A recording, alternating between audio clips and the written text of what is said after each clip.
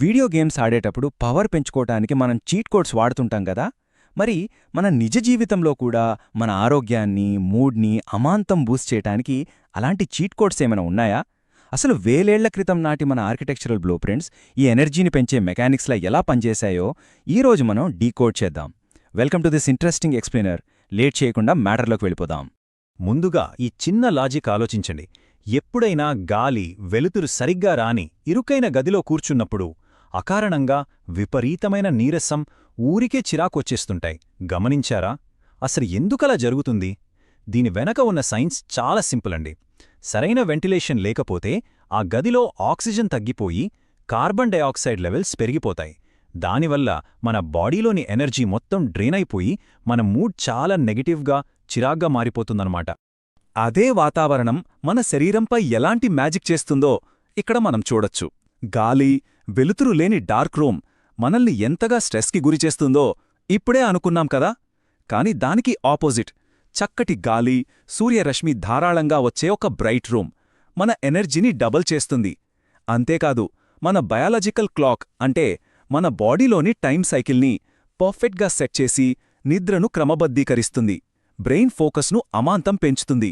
మన ఈ రోజువారీ సమస్యకు ప్రకృతి శక్తులను వాడుకుని పరిష్కారం చూపే ఒక అద్భుతమైన ప్రాచీన పద్ధతి గురించి ఇప్పుడు తెలుసుకుందాం. ఆ ప్రాచీన పద్ధతే వాస్తు విద్య. వాస్తు అనగానే ఏదో మూఢనమ్మకమనో, మ్యాజిక్కనో అనుకుంటే పొరపాటే. ఇది మన ఇళ్లను, భవనాలను ప్రకృతి శక్తులతో అనుసంధానం చేసే ఒక పక్కా సైన్స్. మీకు ఇంకా ఈజీగా అర్థం కావాలంటే మన ఇంటిని ఒక స్మార్ట్ డివైజ్ అనుకోండి.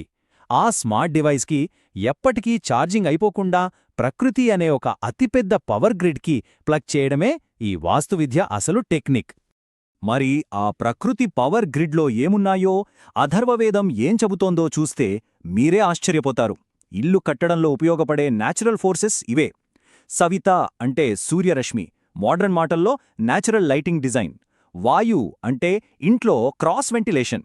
ఇంద్ర అంటే ఎలక్ట్రిసిటీ లేదా ఎనర్జీ. అలాగే బృహస్పతి అంటే light and space arrangement.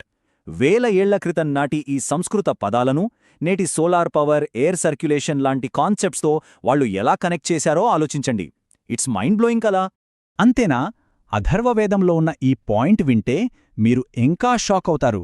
సూర్యరశ్మికి specialist అయిన సవిత, గాలికి స్పెషలిస్ట్ అయిన వాయువు, వీళ్లే ఈ ఇంటిని డిజైన్ చేసి నిర్మించాలి అని ఏకంగా వాళ్ళని స్పెషలిస్టులుగా పిలిచారు. దీన్ని బట్టి ఏమర్థమవుతోంది? ఆ కాలపు బ్లూప్రింట్ డిజైనర్స్ ఒక భవనం ప్రకృతితో ఎలా ఇంటరాక్ట్ అవుతుందనే ఫిజికల్ సైన్స్ మీద అప్పట్లోనే ఎంత డీప్ రీసెర్చ్ చేశారో క్లియర్గా తెలుస్తోంది. సరే, అసలు ఈ బ్లూప్రింట్ వెనక ఉన్న మెకానిక్స్ ఏంటో లాజికల్గా చూద్దాం. స్టెప్ 1, ఇంటిని కరెక్ట్గా దిక్కులకు అంటే కార్డినల్ డైరెక్షన్స్కి అమర్చడం.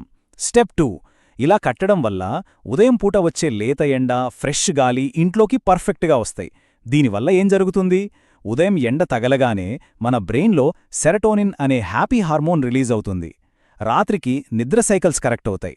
దీని ఫైనల్ రిజల్టే స్టెప్ 3, మన శారీరక, మానసిక ఆరోగ్యం అద్భుతంగా మెరుగుపడటం. ఎంత పర్ఫెక్ట్ లాజిక్ కదా ఇది! ఇలాంటి అద్భుతమైన కాన్సెప్ట్స్లో మరొక సూపర్బ్ కాన్సెప్ట్ విశ్వవార.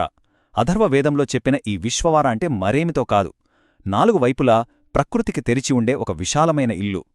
సూర్యరశ్మి, స్వచ్ఛమైన గాలి ఇంట్లోకి నిరంతరము వచ్చేలా చేసే డిజైన్ అన్నమాట.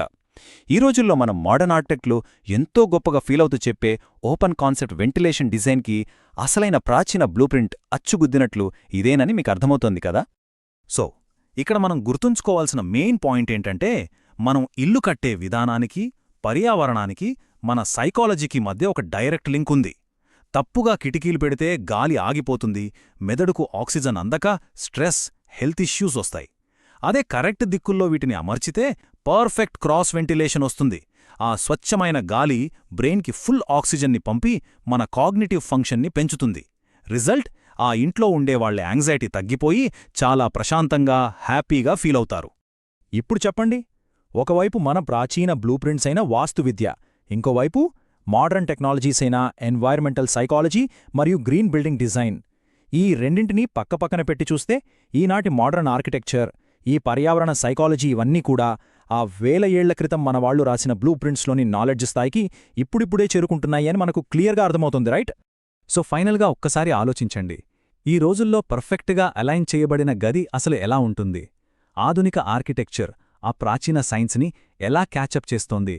ఈ ప్రాచీన సైంటిఫిక్ అబ్జర్వేషన్స్ని వాడుకుని మన మోడర్న్ ఇళ్లను ప్రకృతికి అనుగుణంగా ఎలా మార్చుకోవచ్చో ఆలోచించడం నిజంగా చాలా ఫ్యాసినేటింగ్గా ఉంది కదూ? ఈ చిన్న లాజిక్స్ని మన లైఫ్లో అప్లై చేసుకుంటే మన ఆరోగ్యం, మూడ్ ఎంత పాజిటివ్గా మారుతాయో జస్ట్ ఇమాజిన్ చేసుకోండి. ఈ విశ్లేషణ ద్వారా మీరు ఎన్నో కొత్త విషయాలు తెలుసుకున్నారని ఆశిస్తున్నాను.